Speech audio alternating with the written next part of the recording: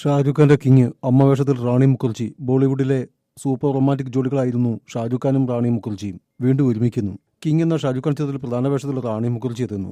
എന്നാൽ ഇത്തവണ നായകനും നായികയുമായിട്ടില്ല എന്നാണ് സൂചന. ഷാരൂഖ് ഖാന്റെ മകൾ സുഹൈന ഖാന്റെ അമ്മവേഷമാണ് റാണി മുഖർജി അവതരിപ്പിക്കുന്നത്. അച്ഛൻ വേഷത്തിലെത്തുന്ന ഷാരൂഖ് ഖാൻ ആയിരിക്കുമോ എന്നാണ് ആരാധകർ ഉറ്റുനോക്കുന്നു. ബോളിവുഡിൽ ഷാരൂഖ് ഖാൻ, അമീർ ഖാൻ, സൽമാൻ ഖാൻ, അഭിഷേക് ബച്ചൻ, അജയ് ദേവഗൺ തുടങ്ങി മുൻനിര നായകന്മാരുടെ ഒപ്പം നായികയായി റാണി മുഖർജി അഭിനയിച്ചിട്ടുണ്ട്.